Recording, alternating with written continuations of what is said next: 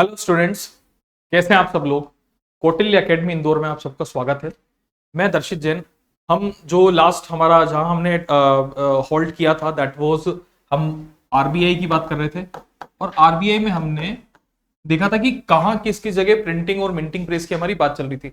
जो कंपनी का नाम हमने लिया था दैट वाज एसपीएमसीआईएल और पीआरबीएन एमपीएल की हमारी बात हुई थी और कहाँ कहाँ प्रिंटिंग प्रेस इंडिया में वर्क करती हैं उनके जनरली हमने नाम देखे थे। जैसे कि 4 प्रिंटिंग प्रेस की हमारी बात हुई थी कि देयर आर 4 प्रिंटिंग प्रेस, जैसे कि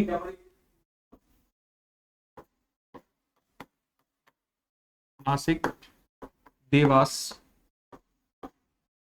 Mysore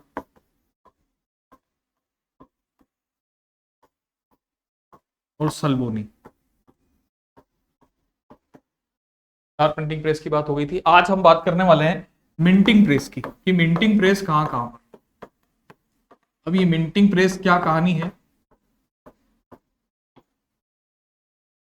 security printing and minting corporation of India limited नाम देख लिया था हमने, SPMCIL that is security printing and minting corporation of India limited. इधर हम मिंटिंग प्रेस की बात कर रहे हैं तो मिंटिंग प्रेस भी यहां पर 4 minting press Mumbai, Kolkata,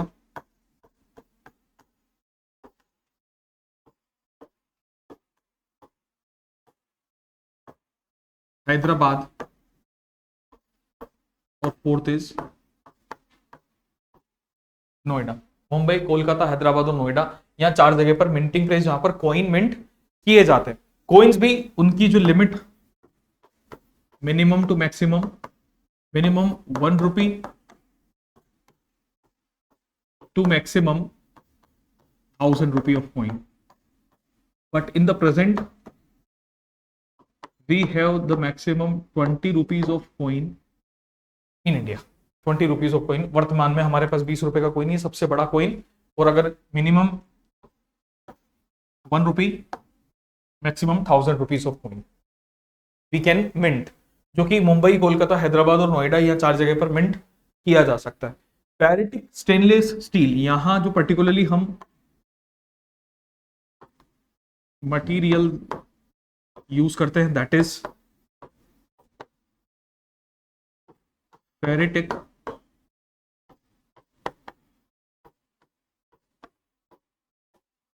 stainless steel. Ferritic stainless steel का यूज किया जाता है सिक्का बनाने के लिए। एक फेरेटिक, फेरेटिक का मतलब अल्टीमेटली फेरस, लोहा समझ में आ रहा है यहाँ पर कि एफी, फेरस इज एफी यानी कि आयरन, और स्टेनलेस स्टील यानी कि स्टेनलेस जंग रहित स्टील, ऐसा स्टील जिसपे स्टेन्स ना लगे, जंग ना लगे, ऐसे स्टील का पर्टिकुलरली हम यहाँ पे यूज कर रहे हैं। तो ये आयरन और स्टील का एक तरीके का अलॉय मिक्स करके कोइन जो है उसको मिंट किया जाता है, ठीक, ताकि उसकी रोबस्टिविटी भी थोड़ी बढ़ जाए और उस पर जो स्टेन्स हैं वो भी आसानी से ना लगे, जंग जो है वो भी आसानी से ना लगे।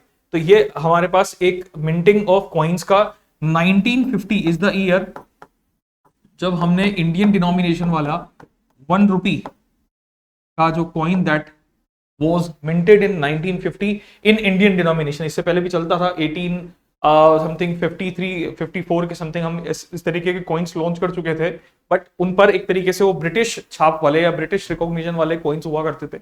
इंडियन रिकॉग्निशन वाला कॉइन हमारे पास में 1950 1 रुपी का कॉइन आया जो जनरली एक कॉमन कॉइन माना गया था, और यहीं से हमारी करेंसी रुपी जिसको हम जनरली मानते हैं, तो that rupee concept has been initiated from this value, ठीक। तो देयर इज अ थिंग कि इधर हमने प्रिंटिंग प्रेस की बात करी और इधर हम minting press that is Mumbai, Kolkata, Hyderabad and Noida, ठीक। ये हमारे पास में दोनों सेगमेंट इस तरीके से आ गए। उधर दूसरी तरफ अगर हम बात करें कि अल्टीमेटली ये जितना भी हम जो इन सिक्कों का या नोट का पूरा सब कुछ बनावट कर रहे हैं, इस सबको रेगुलेट आरबीआई कर रहा है। लेकिन आरबीआई की इस प्रोसेस को कौन रेगुलेट कर रहा है? आरबीआई के इस प्रोसेस को रेगुलेट कर रहा है IMF, international monetary fund. IMF इसको रेगुलेट करके चलेगा, यानी कि which country is able to print the currency और which is not, it is totally decided by the international monetary fund.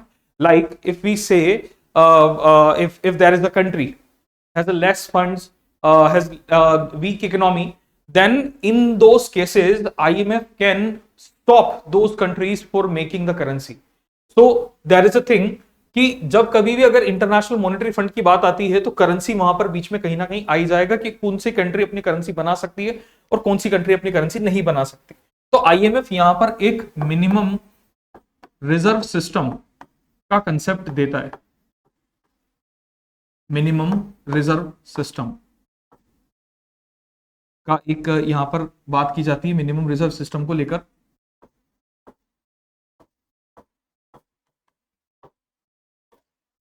Minimum reserve system क्या होता है, जैसे कि सपोज करिए अगर मैं यहां पर बोल दूं कि इंडिया के लिए करेंसी प्रिंटिंग का जो मिनिमम रिजर्व होना चाहिए वो मिनिमम रिजर्व दिया गया है 200 करोड़ 200 करोड़, जिसमें से 115 crore in form of gold और 85 crore in form of foreign currency assets. ठीक है, 115 करोड़ गोल्ड और फॉरेन करेंसी एसेट्स 85 करोड़, तो टोटल हो गए 200 crore.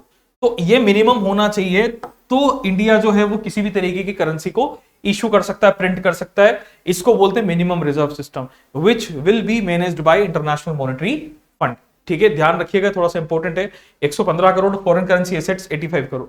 In foreign currency assets में कुछ ही ऐसी इकोनॉमिक, कुछ ही ऐसी मुद्राएं होंगी, कुछ ही ऐसी करेंसीज होंगी जिनको हम इंडिया में या आईएमएफ की अगर बात करें तो आरबीआई की बात करें तो आरबीआई जिनको मैनेज करके चलेगा, जस्ट लाइक जैसे यूएस डॉलर, येन, पाउंड। ठीक है, एक कुछ इस तरीके की, जैसे पाउंड स्टर्लिंग हो गया, कुछ इस तरीके की मुद्राएं जिनको रखा जाता है। ठीक है, रिजर्व बैंक ऑफ इंडिया जिनको अपने पास में रखता है। ठीक है, यूरोपियन यूनियन की जो जनरली करेंसीज चलती हैं, EU currencies.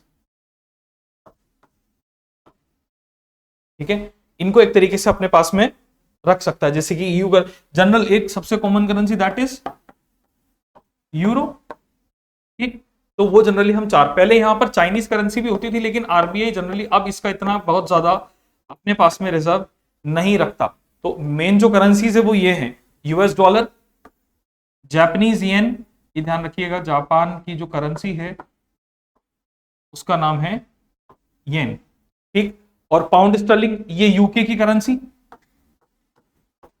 Is the currency of UK, और euro is the currency of European Union countries. ठीक, तो इन मुद्राओं को हम हमारे पास एज अ रिजर्व रखते हैं, तब जाकर हम कह सकते हैं कि हम करेंसी किसी तरीके का एक जो प्रोसेस है प्रिंटिंग या मिंटिंग का उसको एग्जीक्यूट कर सकते हैं। ठीक है, चाहे गवर्नमेंट से फॉरेन करेंसी ये वाली और उसके अलावा गोल्ड। अब ये मिनिमम है, ये जो रिजर्व सिस्टम है, ये मैं बार बार बोल रहा हूं, आप इसको ध्यान में रखिएगा, कई बार बच्चे गलती कर देते हैं इसमें। ये मिनिमम है, मैक्सिमम कुछ भी हो सकता है। ऐसा नहीं कह सकते हम कि इस भारत के पास सिर्फ 200 करोड़ का ही गोल्ड रखा हुआ होगा। 200 करोड़ का गोल्ड तो जनरली हम बात करें इंडिविजुअल्स से, बहुत बड़े बड़े इंडिविजुअल्स हैं जिनके पास में ही होगा। तो हम यहां पर ये कह रहे हैं कि मिनिमम रिजर्व है, इससे कई गुना ज्यादा, जैसे कि एक रैंक 7वीं 8वीं रैंक जो है वो रिजर्व बैंक ऑफ इंडिया की या इंडिया की लगती है in terms of when we talk about, जैसे गोल्ड रिजर्व की बात करते हैं तब। तो ऐसा नहीं है, ये बहुत ज्यादा अमाउंट बड़ा हो सकता है, बट मिनिमम जो रहेगा वो 200 करोड़ रहेगा। तो 115 crore in form of gold और 85 crore in form of foreign currency asset. तो this is the process of currency basically which is regulated by Reserve bank of India. अब नाउ हम बात करें कि इस सिस्टम को, मॉनेटरी सिस्टम को मैनेज करने के लिए आरबीआई जिस पॉलिसी का नाम लेता है, जिस पॉलिसी की बात करता है, वो पॉलिसी क्या बोली जाती है, उस पॉलिसी को हम क्या कहते हैं। तो इसी के पार्ट 2 की बात करते हैं, दैट इज, उस पॉलिसी का नाम हम क्या देते हैं,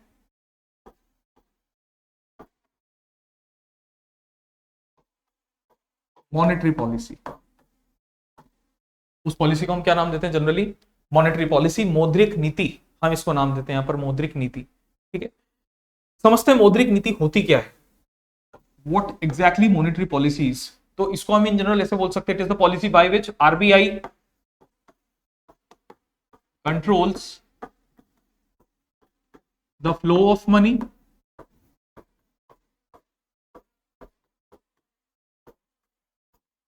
the flow of money, inflation rate,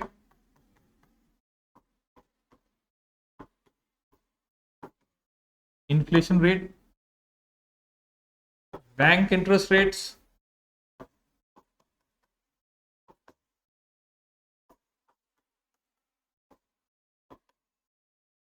ठीक है।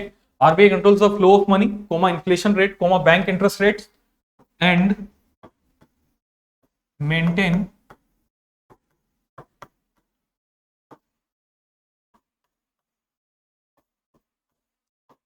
The price stability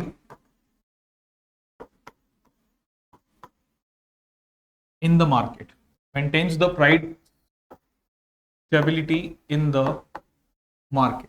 This is basically the monetary policy, as simple as that. We need to understand the fact कि एक ऐसी पॉलिसी है जिसने फ्लो ऑफ मनी को, इन्फ्लेशन रेट को यानी कि महंगाई को, प्राइस स्टेबिलिटी को, ठीक, इंटरेस्ट रेट्स को, इन सबको मैनेज किया हुआ है। उसके लिए आरबीआई जिस पर्टिकुलर पॉलिसी का यूज कर रहा है that is a monetary policy. ठीक, बना कौन रहा है? Reserve bank of India. इसको जो बनाने की जिम्मेदारी है वो रिजर्व बैंक ऑफ इंडिया की। ऐसी एक जनरल इन केस एक पॉलिसी और होती है, हम जिसको नाम देते हैं फिस्कल पॉलिसी। ये भी आप लोगों ने सुन रखा होगा।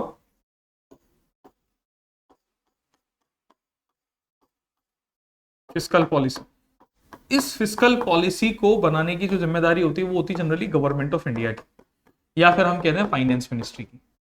ठीक है, या तो गवर्नमेंट ऑफ इंडिया बोल दी जाए, फिर फाइनेंस मिनिस्ट्री बोल दी। It is a very different phenomena, it is a different phenomena with respect to the, if you talk about the monetary policy and fiscal policy, तो both are a very different phenomena. एक जो particularly काम करता है वो banks के साथ में काम करता है, इंटरेस्ट रेट्स वगैरह पे काम करता है। दूसरी जो पॉलिसी काम करती है यानी कि फिस्कल पॉलिसी, ये फिस्कल पॉलिसी काम करती है किस बिहाफ पर?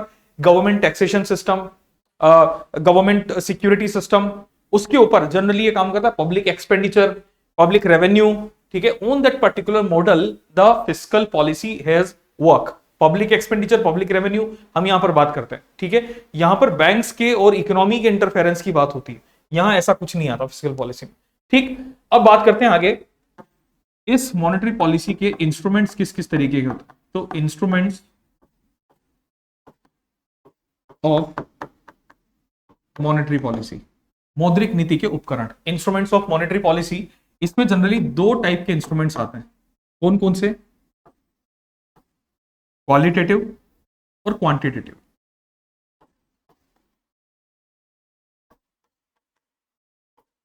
क्वालिटेटिव इंस्ट्रूमेंट्स और quantitative instruments, qualitative and quantitative. Generally qualitative instruments कैसे इंस्ट्रूमेंट्स बोले जाते हैं?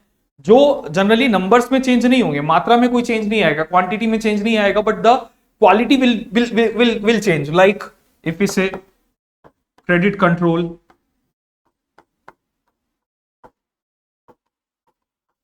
we can say moral suasion,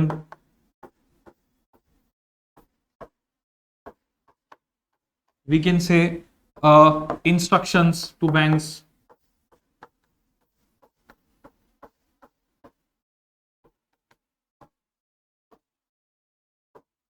instructions to banks. And on the other side, if we talk about the quantitative instruments, then ये quantitative instruments भी हम दो part में divide कर देते हैं। एक तरफ हम बात करते हैं जनरली डायरेक्ट इंस्ट्रूमेंट्स की, और एक तरफ हम बात करते हैं इनडायरेक्ट इंस्ट्रूमेंट्स की। डायरेक्ट इंस्ट्रूमेंट्स की और इनडायरेक्ट इंस्ट्रूमेंट्स की। डायरेक्ट और इनडायरेक्ट ये क्वांटिटेटिव में माने जाएंगे। अब ये डायरेक्ट इनडायरेक्ट के अंदर क्या आएगा?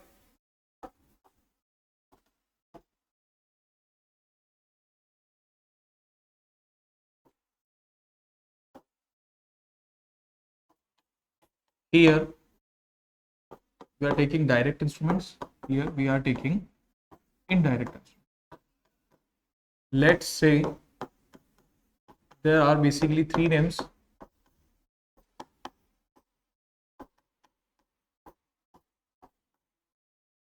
CRR, SLR and refinance. Here we can take several other forms: RR, triple R,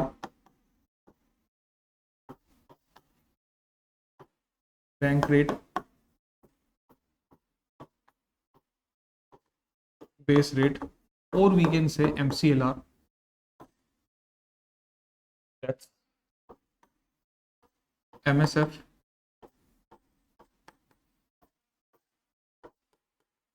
OMO and MSS.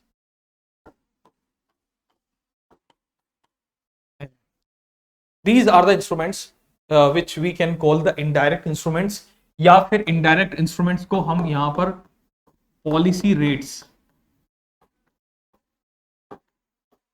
भी नाम दे सकते हैं, पॉलिसी रेट्स। और ये डायरेक्ट इंस्ट्रूमेंट जो हैं we can call them the reserve ratios.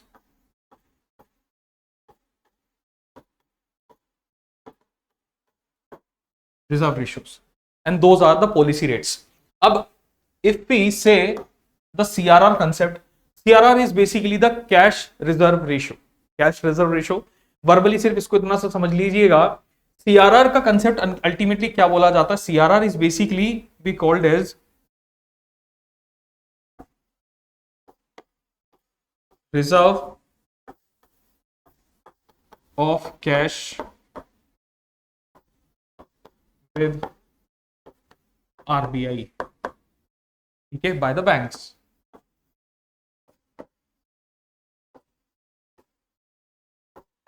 Banks अपने एनडीटीएल का, अपने net demand and time liability का कुछ पर्टिकुलर हिस्सा, कुछ पर्टिकुलर उनको जो डेली लाइबिलिटी, उनकी डिमांड लाइबिलिटी, टाइम लाइबिलिटी, हमने बात भी की थी टाइप्स ऑफ अकाउंट की, सेविंग, करंट, रिकरिंग और फिक्स्ड अकाउंट। तो इन चारों अकाउंट से एक बैंक के पास में जितना भी अमाउंट इकट्ठा हुआ, उस सारे अमाउंट को, उस सारे अमाउंट में से कुछ परसेंटेज हर बैंक को किसके पास में डिपॉजिट रखना है, रिजर्व रखना है, दैट इज विद आरबीआई। ठीक है, यानी कि लेट सपोज इफ आई से कि जो प्रेजेंट सीआरआर की वैल्यू है वो है 4.50%, let suppose 4.5%, that is the value of CRR.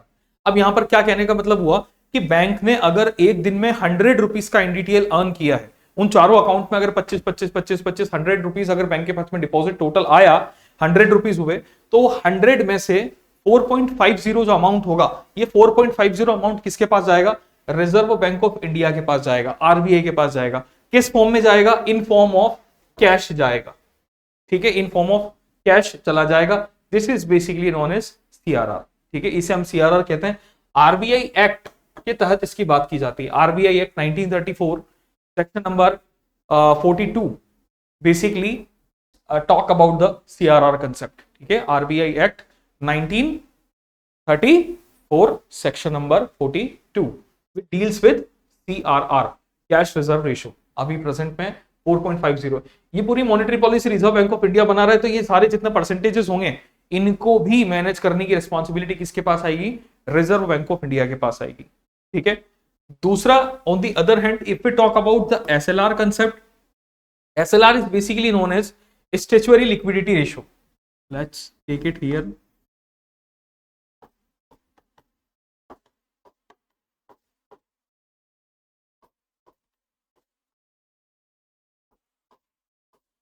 Statutory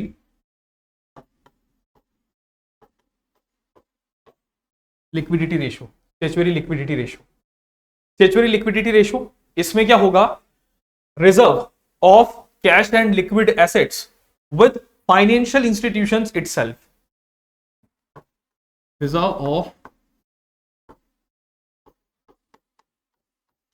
cash and liquid assets with financial institutions itself।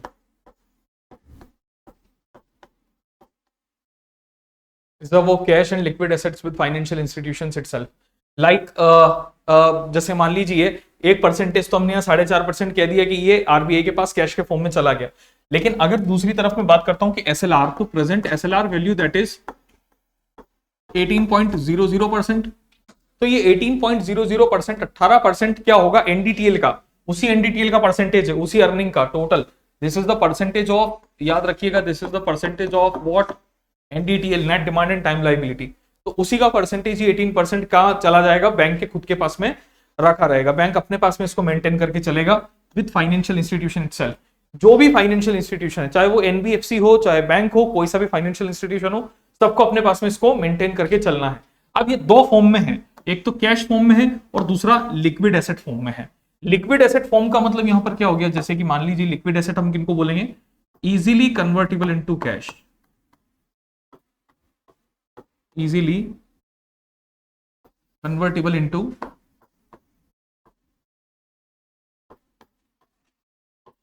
Cash, easily convertible into cash यानी कि लाइक गोल्ड, ठीक है, bonds,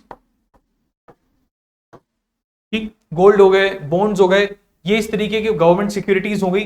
these types of assets basically known as liquid assets, जिनको आप easily किस में convert कर सकते हैं, कैश में कन्वर्ट कर सकते हैं, will be called as liquid assets. तो इनका परसेंटेज मेंटेन करके रखना होगा, दैट इज प्रेजेंटली 18%। और इसकी जो हमने बात की है एसएलआर, स्टैट्यूटरी लिक्विडिटी रेशियो, ये हमने बात की हुई है कहां पर, banking regulation act 1949 section number 24, ठीक है, वो 42 था, ये 24 है, ठीक है, वो 40 सीआरआर जो था दैट वाज 42 और एसएलआर जो है that is 24। Third on that is refinance. Refinance का मतलब आप सिंपली वैसे ही समझ रहे हैं कि लोन, आपने फाइनेंस का मतलब अल्टीमेटली हम लोन समझते हैं, और रीफाइनेंस अगर मैं बोल देता हूं तो यानी कि लोन ऑन अ लोन। एक बार अगर किसी ने लोन लिया हुआ है, बैंक से ऋण लिया हुआ है, और अगर उसी व्यक्ति को दोबारा वापस से फाइनेंस किया जाए, दोबारा वापस से एक लोन दिया जाए, तो that basically concept is known as refinance. इसमें रीफाइनेंसिंग कुछ रिजर्व बैंक ऑफ इंडिया, बड़े बड़े इंस्टीट्यूशंस, बड़ी कंपनीज, इनको प्रोवाइड करवाने का काम करता है। इनको क्यों प्रोवाइड करवाने का काम करता है, जो भी मैन्युफैक्चरिंग का काम करती हैं बड़ी बड़ी कंपनी, जैसे एसीजेड, जो हमारे स्पेशल इकोनॉमिक जोन होते हैं वहां पर जो पर्टिकुलरली कंपनीज होती हैं, उनको ये रिफाइनेंसिंग की जाती है। क्यों की जाती है, ताकि उनका जो टोटल प्रोडक्शन साइकिल है, वो प्रोडक्शन साइकिल या सप्लाई चेन जो है वो बीच में ब्रेक ना हो। Supply chain that is product बनना और प्रोडक्ट का बिकना मार्केट में, that is the concept is basically the supply chain. तो ये बीच में ब्रेक ना हो, इसलिए क्या किया जाता है, इजीली मतलब मार्केट के अंदर आप जो है लोन देने का काम करते हैं कि भाई कोशिश की जाए कि अगर किसी व्यक्ति का या किसी संस्था का अगर पुराना लोन अगर रीपे नहीं है कंप्लीट, डिस्पाइट ऑफ दैट, बिना रीपेइंग के, बिना किसी सिक्योरिटी के उसे दोबारा वापस से लोन दे दिया जाए। इससे कई बार ये जितना पॉजिटिव है उतना नेगेटिव भी है, क्योंकि एनपीए अगर होगा, अगर बैंक का अगर कोई लॉस होगा, तो उस लॉस होने के सबसे ज्यादा चांसेस किसमें आ सकते हैं, रीफाइनेंसिंग के अंदर आ सकते हैं। तो वो एक बड़ा इशू यहां पर बन सकता है। रीफाइनेंसिंग एक दिक्कत होती है, लेकिन जनरली क्या आजकल सब सेफ्टी से थोड़ा सा चलने लगे। Reserve bank of India her bank के ऊपर, हर पर्टिकुलर कंपनी या जो इंस्टीट्यूशंस हैं उनके ऊपर ध्यान रखता है कि कितना किसकी लैंडिंग है, कितना रिकवर हुआ है, कितना रिकवर नहीं हुआ। तो जनरली क्या होता है आजकल, थोड़ी सी चांस, जो लॉस के चांसेस हैं वो बैंक लॉसेस के चांसेस कम होते हैं, एनपीए कम होने लग गए धीरे धीरे। आप लगातार न्यूज में भी देख रहे होंगे कि बैंक जो है वो लगातार दे आर डूइंग बेटर, वो अपने एनपीएस घटा रहे हैं, ठीक है, इससे उनकी मार्केट में रेपुटेशन भी बढ़ रही है, ठीक, बहुत सारी चीजें इंक्रीज होती है, बैंक के फायदे का सौदा होता है। तो इसलिए ये कंसेप्ट सामने आता है, दैट इज रीफाइनेंसिंग। अब हम बात करते हैं यहां पर इनडायरेक्ट इंस्ट्रूमेंट्स की, कि इनडायरेक्ट इंस्ट्रूमेंट्स हमारे क्या कह रहे हैं। कुछ इंस्ट्रूमेंट्स की हम जनरली बात करेंगे, जैसे that is repo rate.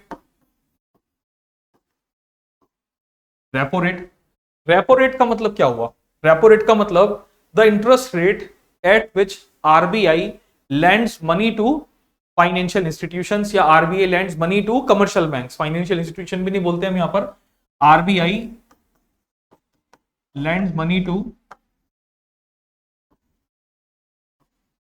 lends money to commercial banks, RBI lends money to commercial banks, ठीक, एक पर्टिकुलर वो इंटरेस्ट रेट जिसपे आरबीआई कमर्शियल बैंक्स को लोन देने का काम करता है, लैंड करने का काम करता है, मनी लैंड करता है, that particular rate is known as repo rate. The present repo rate percentage is 6.50%, 6.5%। यानी कि अगर मान लीजिए जो लोन अगर बैंक लेते हैं आरबीआई से, तो उसके लिए आरबीआई जो परसेंटेज चार्ज करता है इंटरेस्ट का, दैट इज 6.50%, 6.5%। यानी कि आरबीआई से अगर आप लोन लेने जाते हैं, कोई बैंक है अगर वो आरबीआई से लोन लेने जाता है, तो आरबीआई उसको 6.5% पे लोन दे देगा। लेकिन बैंक हमें ज्यादा इंटरेस्ट रेट पे देते हैं लोन। जनरली बैंकों की जो कस्टमर के लिए इंटरेस्ट होती है वो रेट ज्यादा होती है, क्योंकि उन्हें उनकी भी अर्निंग करनी होती है। अब जो बैंक कस्टमर को देता है रेट, उस रेट को हम क्या बोलते हैं? Base rate. जो बैंक कस्टमर को देता है वो बोली जाती है बेस रेट। तो आरबीआई ने अगर बैंक को दिया तो रेपो रेट, और बैंक ने अगर कस्टमर को दिया तो बेस रेट या एमसीएलआर। ठीक है, तो प्रेजेंट जो रेपो रेट परसेंटेज है दैट इज 6.50%। दूसरा है रिवर्स रेपो रेट। ठीक है, इसको ऐसे देखते हैं यहां पर, रिवर्स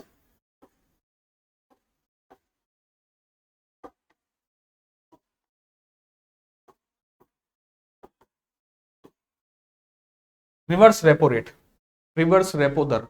रिवर्स रेपो दर में जो हमने रेपो दर में किया, रेपो रेट में किया, उसी का जस्ट हम क्या कर देंगे? अपोजिट कर देंगे, उल्टा कर देंगे। कैसे? वहां पर RBI lends money to commercial banks, यहां पर commercial banks lends money to RBI, commercial banks lends money to RBI. अब यहां पर हम इसको ऐसे भी समझ सकते हैं कि कमर्शियल बैंक्स लैंड्स की जगह हम चाहें तो हम यहां पर डिपॉजिट वर्ड भी यूज कर सकते हैं। क्या?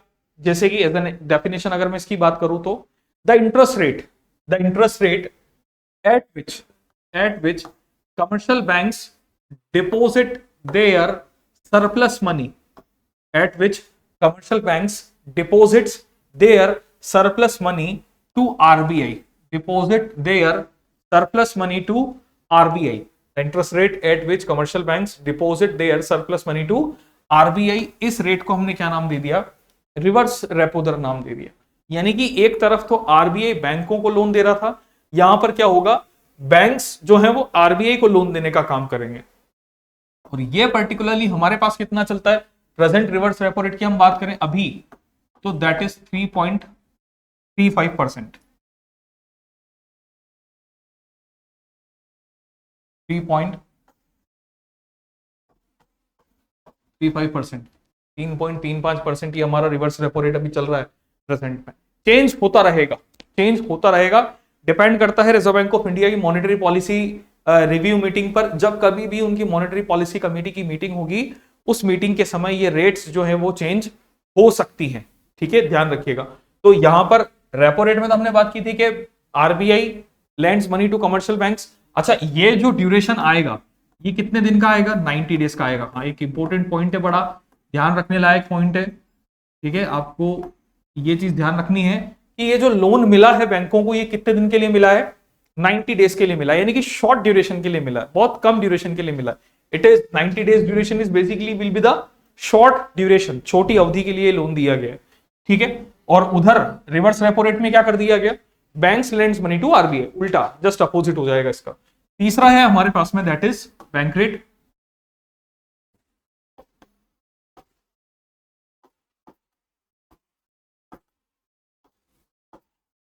बैंक रेट, बैंक रेट क्या बोलता है? RBI lends money to all financial institutions। ठीक है, RBI lends money to all financial institution for a long term duration, long term duration। RBI lends money to all financial institution for a long term duration without taking any collateral security। यहां पर collateral security भी नहीं रखी जाएगी। Repo rate के अंदर तो collateral security रखी जाती है, वो तो रीपर्चेसिंग रेट होती है। यानी कि अगर रेपो रेट पर अगर कमर्शियल बैंक ने लोन लिया है तो कमर्शियल बैंक को कहीं ना कहीं कोई ना कोई सिक्योरिटी आरबीआई के पास में देनी होगी। लेकिन यहां पर क्या है बैंक रेट के अंदर कि अगर यहां पर आरबीआई ने लैंड किया मनी टू सारे जितने भी फाइनेंशियल इंस्टीट्यूशंस हैं तो वो लॉन्ग टर्म के लिए भी होगा, और दूसरा यहां पर आपको कोई सिक्योरिटी रिक्वायर्ड नहीं होगी। No collateral security required, no collateral security, no collateral security। ठीक है, ये इसका एक स्टार पॉइंट होता है कि आपको कोलेटरल सिक्योरिटी यहां पर जरूरी नहीं है। ठीक है, समझ गए। अब यहां पे क्या है कि जैसे लॉन्ग टर्म दे दिया नाम, तो ये कितना हो जाएगा long term? 91 days to 364 days तक। ठीक है, 91 डेज से लेके 365 डेज तक अगर लैंडिंग की जा रही है तो that would be the long term lending हम इसको बोल देंगे। अगर लंबे समय के लिए, लंबी अवधि के लिए अगर इस तरीके के इंटरेस्ट वगैरह से अगर इस तरीके से अगर ये दिया गया लोन, तो वो आपका बैंक रेट बोल दिया जाएगा, ठीक है, लॉन्ग टर्म के लिए। प्रेजेंट बैंक रेट जो हमारा है that is 6.75% right now, this is the interest rate. अब ये ज्यादा क्यों है, वो 6.5% था, ये 6.75% है। ज्यादा इसलिए है, ज्यादा क्यों होगा, क्योंकि यहां पर ड्यूरेशन क्या हो गया, ये बढ़ गया। जितना ज्यादा ड्यूरेशन होगा लोन का, उतना ज्यादा आपका जो इंटरेस्ट रेट है वो भी क्या हो जाएगा, बढ़ जाएगा। अगर आपने लोन लिया है, उसका ड्यूरेशन अगर ज्यादा है, तो वहां पर आपको इंटरेस्ट रेट जो होगी वो भी आपको ज्यादा देखने को मिल सकती है। लेकिन अगर कम टाइम है तो इंटरेस्ट रेट यहां पर ऑटोमेटिकली क्या होगा, कम होगा। In that case that is the bank rate, ठीक है। तो हमने अभी ये 3 पॉइंट यहां पर देख लिए, repo rate, reverse repo rate और तीसरा बैंक रेट। अब फोर्थ हमारे पास आ रहा था, दैट वाज, हम पहले बात करेंगे यहां पर एमएसएफ की, फिर उसके बाद हम वो बेस रेट वाली कहानी पर आएंगे। MSF,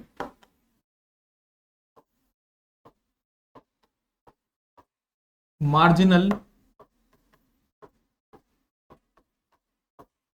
standing facility, marginal standing facility, सीमांत स्थायी सुविधा। Marginal standing facility, what does it say, it says that RBI will lend money to commercial banks in emergency situation, in emergency situation, ठीक है, but for only overnight duration, but for only overnight duration, like RBI is lending money to commercial banks in emergency situation for an overnight duration, यानी कि only 24 hours के लिए ये lending की जा रही है। पैसा तो अभी भी आरबीआई बैंकों को दे रहा है, लेकिन कितने टाइम तक के लिए दे रहा है, सिर्फ 24 आवर्स के लिए दे रहा है। 24 आवर्स में आपको, यानी कि कमर्शियल बैंक को वो पैसा वापस से किसके पास डिपॉजिट करवाना है, रिजर्व बैंक ऑफ इंडिया के पास में डिपॉजिट करवाना है। That is the concept of MSF, marginal standing facility, ठीक है। 24 घंटे के अंदर वो पैसा वापस से किसके पास पहुंच जाना चाहिए, आरबीआई के पास चला जाना चाहिए, ठीक। कुछ कंडीशंस के साथ में ये एमएसएफ सुविधा दी जाती है, जैसे कि अगर हम बात करें इसकी, तो 9th of May 2011 that is the date जब इसको शुरू किया गया था, 9 मई 2011। और इस पे जो प्रेजेंट अभी इंटरेस्ट रेट है that is always equal to the bank rate, यानी 6.75%। यही यहां पर इंटरेस्ट रेट चलेगा। जो इंटरेस्ट आपका किस में है, बैंक रेट में है, सेम इंटरेस्ट आपका किस में चलेगा, एमएसएफ में चलेगा। अब देखो यहां ड्यूरेशन क्या है, ओवरनाइट है, लेकिन उसके बावजूद भी लोन का परसेंटेज कम है। क्यों कम है, क्योंकि इमरजेंसी में दिया गया है, इस वजह से। मतलब क्यों ज्यादा है, क्योंकि इमरजेंसी में दिया गया इस वजह से। यहां तो रेपो रेट में हमने कितना लिया, 6.5% इंटरेस्ट था, लेकिन यहां पर हमने इस इंटरेस्ट को क्या कर दिया, बढ़ाकर 6.75 कर दिया, डिस्पाइट कि 24 आवर्स के लिए था, पर इमरजेंसी सिचुएशन में था, इसलिए ये इंटरेस्ट जो है जनरली थोड़ा सा ज्यादा दिया जाता है, ठीक है। ऑल वर्किंग डेज अवेलेबिलिटी होती है, ठीक है। Minimum 1 crore,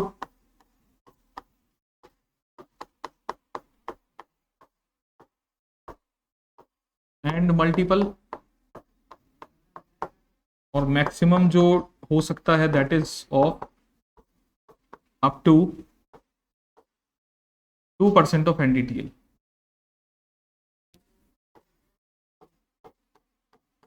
up to 2% of NDTL, ठीक है। एनडीटीएल के 2% तक अधिकतम ये हो सकता है, ठीक है। मिनिमम 1 करोड़ और मल्टीपल उसमें होना चाहिए, 1 करोड़ उसके मल्टीपल में, और मैक्सिमम जो रख सकते हैं हम इसको, वो रख सकते हैं अप टू 2% ऑफ एनडीटीएल तक हम इसको रख सकते हैं। That is particularly the MSF concept, ठीक है। इसके बाद अब देखो यहां पर इसको सिर्फ इतना सा समझ लेना, मार्जिनल स्टैंडिंग फैसिलिटी में हो क्या रहा है, इमरजेंसी सिचुएशन में लोन दिया जा रहा है, ओवरनाइट बेसिस के लिए लोन दिया जा रहा है, नेक्स्ट डे में 24 आवर्स के अंदर अंदर आपको उसको रीपे करना है। 9th ऑफ मई 2011 को ये सुविधा शुरू की गई। इस पे जो रेट चल रहा है दैट इज 6.75%। और मिनिमम 1 करोड़ और मल्टीपल होना चाहिए, यानी कि 1 करोड़, 2 करोड़, 3 करोड़, 4 करोड़, इस तरीके से लोन दिया जाएगा। 1.5 करोड़, 2.25 करोड़, 2.25 करोड़, इस तरीके से नहीं मिलेगा। 1 2 3 4 5 6 इस नंबर में। और maximum up to 2% of NDTL, यानी कि बैंक का एनडीटीएल जितना है, बैंक की टोटल अर्निंग जितनी है, उस टोटल अर्निंग का 2% तक अधिकतम आपको ये लोन, बैंक को ये लोन मिल सकता है। That is basically known as marginal standing facility. Next, इसके बाद बात होनी थी हमारी बेस रेट और एमसीएलआर को लेकर। तो दोनों ही कुछ कुछ एक जैसे ही हैं, कोई बहुत ज्यादा डिफरेंस नहीं है। ठीक, ये होता क्या है, minimum interest rate, minimum interest rate below which a bank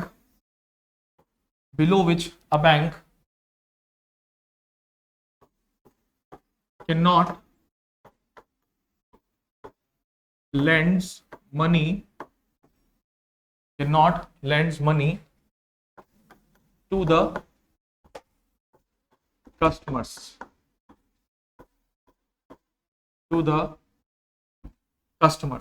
ठीक है।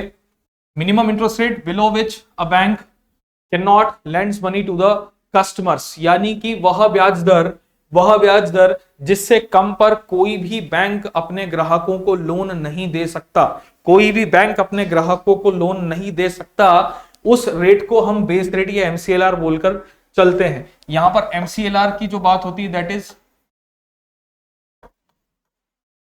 Marginal costs of fund based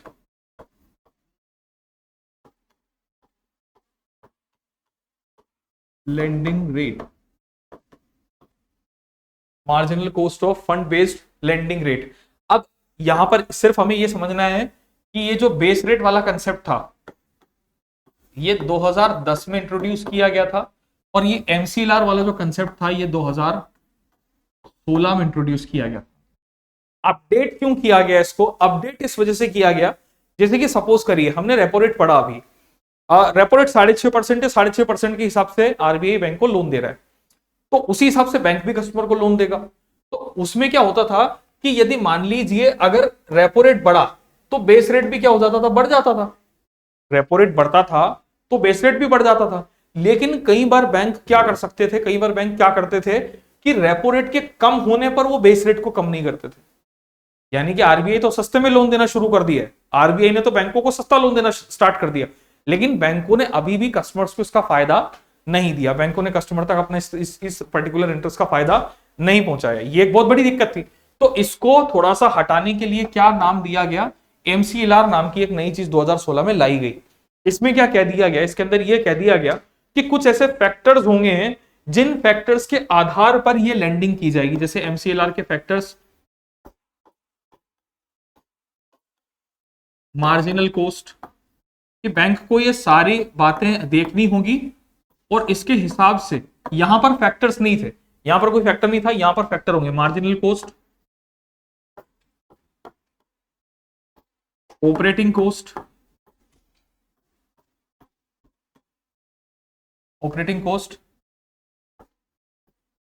negative carry off CRR,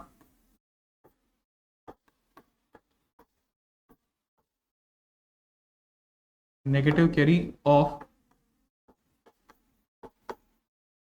CRR, ठीक है। ये कुछ इस तरीके के फैक्टर्स होंगे जो यहां पर वैलिड होंगे। या एक और, दैट इज टेन्योर प्रीमियम, कि कितना आपका मार्जिनल कॉस्ट है, एक टोटल जो आपने पैसा आपके पास एक बार में जमा हुआ और जितना आपने लोन दिया, उन दोनों के बीच में डिफरेंस क्या आ रहा है, बैंक की ऑपरेटिंग कॉस्ट कितनी है, कितना पैसा बैंक जो है अपनी ऑपरेटिंग कॉस्ट के लिए लगा रहा है। Negative carry off CRR, CRR का मतलब कैश रिजर्व रेशो, पैसा आरबीआई को दे दिया था, अब 100 रुपए में से मैं 4 रुपए आरबीआई को दे चुका हूं, तो यह 4 रुपए पे आरबीआई मुझे इंटरेस्ट नहीं देता है। सीआरआर पे हमने सीआरआर जब देखा था ना, तो उसमें एक बात ध्यान रखिएगा आप, कि जो पैसा बैंक ने आरबीआई के पास डिपॉजिट कराया है, जमा कराया है, बैंक को उसके ऊपर किसी प्रकार का इंटरेस्ट नहीं मिलता है, सीआरआर पे किसी तरीके का इंटरेस्ट नहीं दिया जाता। You should remember that thing कि सीआरआर पर इंटरेस्ट नहीं होता है, तो वो इंटरेस्ट नहीं है तो बैंक का एक तरीके का लॉस हो गया। अब जब बैंक का लॉस हो गया तो बैंक उस लॉस को कहां से रिकवर करेगा? बैंक उस लॉस को रिकवर करेगा किससे? कस्टमर से। यानी कि वो 4 रुपए पे जितना आपको इंटरेस्ट आना चाहिए था वो कहीं ना कहीं कस्टमर के जो लोन है उनमें ऐड कर दिया जाएगा।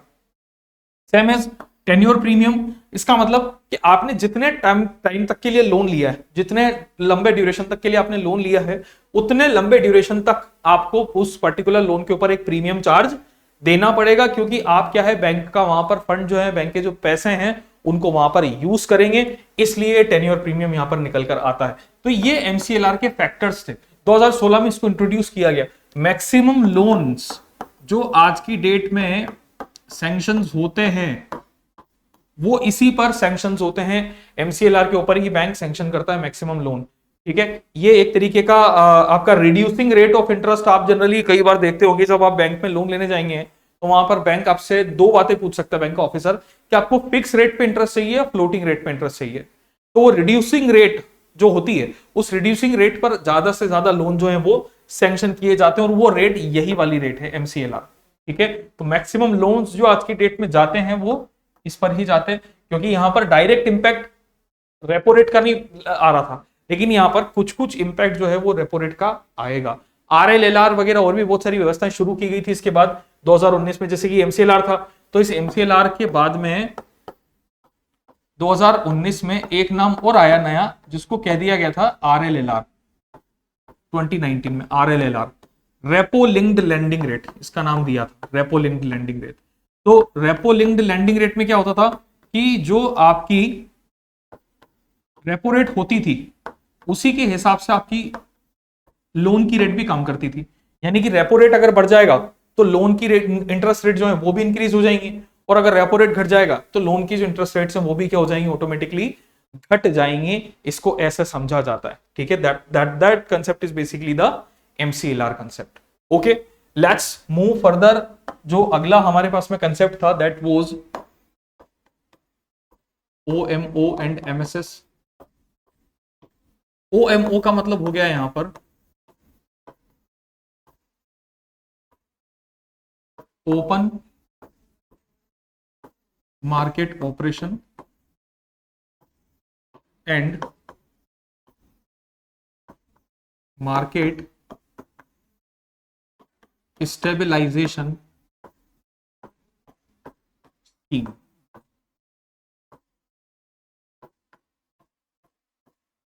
Market stabilization scheme, open market operation and market stabilization scheme.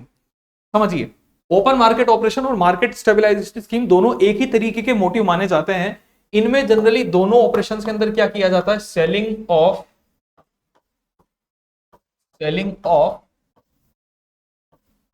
Government securities, selling of government securities, सरकारी प्रतिभूतियों की बिक्री की जाती है। सेलिंग ऑफ गवर्नमेंट सिक्योरिटीज क्यों की जाती है? To control, selling of government securities to control the excess liquidity in the market, to control the excess liquidity of the market, to control the excess liquidity of the market। अगर बाजार में बहुत ज्यादा पैसा हो जाए, पैसे की अधिकता हो जाए, लिक्विडिटी बढ़ जाए, कैश फ्लो बढ़ जाए, तो उस कैश फ्लो को यहां पर हमें कंट्रोल करना पड़ेगा। कैश फ्लो को क्यों कंट्रोल करना पड़ेगा? अगर मैंने कैश फ्लो को कंट्रोल नहीं किया तो उसकी वजह से क्या हो सकता है, उसकी वजह से यहां पर जो महंगाई दर है वो महंगाई दर बढ़ सकती है, और महंगाई दर बढ़ जाएगी तो वो इकोनॉमी के लिए ठीक नहीं माना जाता। तो ऐसे में आरबीआई, बैंक या जो बड़े बड़े इंस्टीट्यूट्स होते हैं वो क्या करेंगे, जो गवर्नमेंट सिक्योरिटीज होती हैं, जो उनकी सिक्योरिटीज होती है, उनको मार्केट में सेल करना शुरू करते हैं। बहुत सारे बॉन्ड पेपर्स इस तरीके के हो सकते हैं, जैसे commercial papers, certificate of deposit, ठीक है, टी बिल्स, बॉन्ड्स, इनको मार्केट में सेल किया जाएगा। इनको मार्केट में सेल करेंगे और आरबीआई या जो सरकार है वो लोगों से कहेगी कि आप अगर इनमें इन्वेस्ट करते हैं, इनको खरीदते हैं, तो हम आपको इंटरेस्ट वगैरह देंगे। तो लोग इसमें काफी ज्यादा इन्वेस्टमेंट करते हैं क्योंकि ये एक सेफ इन्वेस्टमेंट माना जाता है, क्योंकि गवर्नमेंट ने कहा है कि हम आपको इंटरेस्ट देंगे, इसका मतलब बिल्कुल इंटरेस्ट देंगे, वहां से कहीं से भी किसी तरीके की रिस्क नहीं होती। तो ऐसे में क्या होता है कि ये सेलिंग ऑफ गवर्नमेंट सिक्योरिटीज करके जो मार्केट का एक्स्ट्रा पैसा रहता है, उस एक्स्ट्रा पैसे को बैंक ना अपने पास में वापस से खींच लेता है। इसको बोलते ओपन मार्केट ऑपरेशन या मार्केट स्टेबलाइजेशन स्कीम। ये मार्केट स्टेबलाइजेशन स्कीम बोली जाती है। देखो नाम में दिख रहा है मार्केट स्टेबलाइजेशन। स्टेबलाइजेशन का मतलब क्या होता है? स्टेबलाइज करना, कंट्रोल करना, नियंत्रित करना। ठीक है, तो वो कंट्रोल सेक्शन होता है, एक तरीके का कंट्रोल स्कीम होती है, ताकि बाजार में ज्यादा पैसा ना हो जाए, या कम भी ना हो और ज्यादा भी ना हो, दोनों केस में इसको यूज लिया जाता है। तो that is OMO and MSS. इसके बाद एक नाम आया था एलएएफ। एलएएफ का मतलब होता है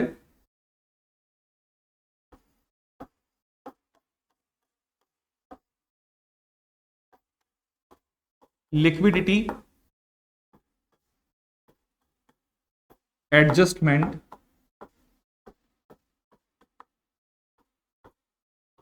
फैसिलिटी। Liquidity adjustment facility. ठीक है,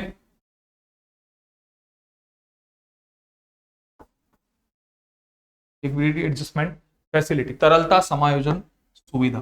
तरलता समायोजन सुविधा में क्या होता है कि वही वाली बात आ गई, लिक्विडिटी को कंट्रोल करना है। लिक्विडिटी को कंट्रोल करना है यानी कि बाजार में जो पैसा है, बाजार में जो फंड्स के फ्लो हैं, उनको कंट्रोल करना है। तो उसको कैसे कंट्रोल करते हैं यहां पर कि जो रेपो रेट होती है, इस रेपो रेट के जरिए ये कंट्रोल किया जाता है। लेकिन इस रेपो रेट को यहां पर किस नाम से शो कर देते हैं? टर्म रेपो के नाम से। जो रेपो रेट है उसको टर्म रेपो के नाम से यहां पर शो कर देता है। अब देख समझना है, यहां पर रेपो रेट कितने दिन के लिए थी? 90 डेज के लिए थी। और रेट कितनी थी? 6.50 थी। यही हमने देखा था कि रेपो रेट पे जो लोन मिलेगा वो 90 डेज के लिए मिलेगा और 6.50 ऑफ इंटरेस्ट रेट के ऊपर मिलेगा। तो सेम ऐसी कहानी यहां पर भी होती है। टर्म रेपो यहां पर क्या करेंगे, डे ड्यूरेशन जो होती है वो थोड़ी सी चेंज हो जाएगी। जैसे कि 3 ड्यूरेशन जनरली यहां पर रख दी जाएगी, 7 दिन, 14 दिन और 28 दिन। और जो इंटरेस्ट रेट है वो रहेगा सेम 6.50%। 6.50%। तो अब देखो यहां पर ड्यूरेशन क्या हुआ, वो कम हो गया। ड्यूरेशन कम होने की वजह से ज्यादा टाइम तक के लिए जो मनी है वो मार्केट में आपका नहीं रह पाएगा। 7 दिन के लिए मार्केट में गया पैसा, बैंकों के पास गया और वापस आ गया। यानी कि हो क्या रहा है, आरबीआई लेंड कर रहा है मनी टू बैंक्स। यहां पर भी सेम कहानी आ रही है, RBI lending to fund, lending funds to banks. तो हो वही रहा है, लेकिन ड्यूरेशन चेंज कर दिया गया। सिचुएशन चेंज कर दी गई। जैसे मिनिमम 1 करोड़ ही दिया जाएगा, maximum up to 0.75% of NDTL.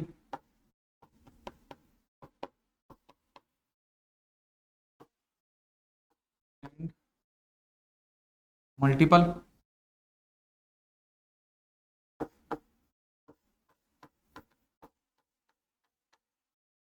ठीक है, 1 करोड़ है उसके मल्टीपल में, तो minimum maximum up to 0.75% of NDTL. तो this is basically the liquidity adjustment facility. इससे लिक्विडिटी एडजस्ट होने का काम किया जाता है, लिक्विडिटी को कंट्रोल करते हैं।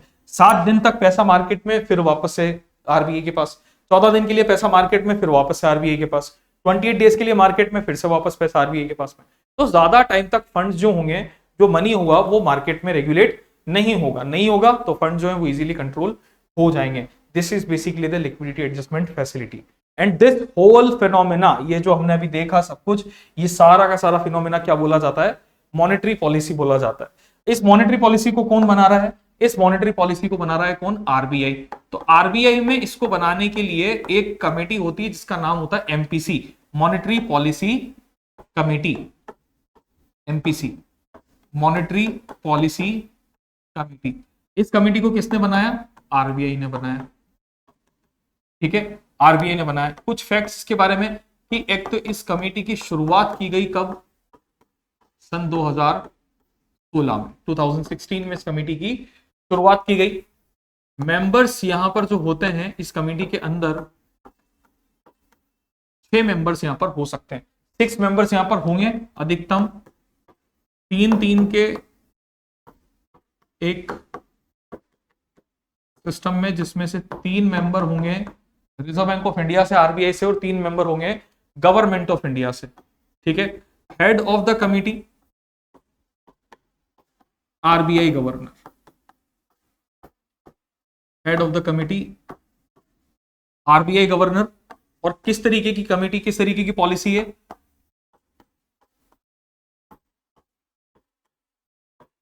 Bye monthly review policy, it is a bimonthly review policy. ठीक है, द्विमासिक पॉलिसी होती है, बाय मंथली रिव्यू पॉलिसी होती है। रिजर्व बैंक ऑफ इंडिया के 3 मेंबर गवर्नमेंट ऑफ इंडिया के। ये जो 3 मेंबर आरबीआई के यहां पर शामिल हैं, इसमें से एक तो गवर्नर शामिल है, एक डेप्यूटी गवर्नर शामिल है, और एक एग्जीक्यूटिव डायरेक्टर शामिल है, ईडी शामिल है। 3 मेंबर यहां पर होते हैं, एक गवर्नर, एक डेप्यूटी गवर्नर और एक एग्जीक्यूटिव डायरेक्टर। तो ये 3 मेंबर मिलके 6 मेंबर टोटल इस मॉनेटरी पॉलिसी को बनाने का काम करते हैं। 2016 में इसको बनाया गया, हेड आरबीआई गवर्नर। और bimonthly review policy, bimonthly का मतलब एवरी 2 मंथ जो इसका एक प्रोसेस चलेगा, वो एवरी 2 मंथ्स पर ये पॉलिसी काम करेगी। एवरी 2 मंथ्स यहां पर सब, जैसे कि मिनिमम अगर हम बात करें तो एक साल में मिनिमम आपको 4 टाइम्स तो ये मीटिंग करनी ही करनी है, और मैक्सिमम जो है आप इसको 6 टाइम्स इस मीटिंग को कर सकते हैं। यहीं से सारी रेट्स जो है वो डिसाइड की जाती हैं। This is the whole phenomena of monetary policy that we have learn today. ठीक है, हमने आज ये पूरा सिस्टम की भाई कैसे कैसे ये पूरी पॉलिसी काम करती है, क्या क्या यहाँ पर इंस्ट्रूमेंट्स होते हैं, कैसे ये इंस्ट्रूमेंट वर्क करते हैं। ठीक है, जैसे कि ये 2 तरीके के क्वालिटेटिव क्वांटिटेटिव इंस्ट्रूमेंट हमारे आए। ठीक, उसके बाद में जो जो इंस्ट्रूमेंट से डायरेक्ट और इनडायरेक्ट में हमने उनको चेंज किए, क्या क्या यहाँ पर, जैसे सीआरआर, एसएलआर, रीफाइनेंस। फिर उसके बाद में हमने इनडायरेक्ट इंस्ट्रूमेंट्स की बात की इधर, तो इनडायरेक्ट इंस्ट्रूमेंट्स में repo rate, reverse repo rate, bank rate, MSF की हमारी बात हुई। देन जो बेस रेट का कंसेप्ट है, एमसीएलआर का कंसेप्ट है, उसको हमने समझा। लोन देने वाला कंसेप्ट है बेसिकली, लोन के किस तरीके से लोन यहाँ पर दिया जा रहा है। देन उसके बाद में फिर ये लिक्विडिटी एडजस्टमेंट फैसिलिटी की हमारी बात हुई कि ये क्या प्रोसेस होता है, ओएमओ और एमएसएस।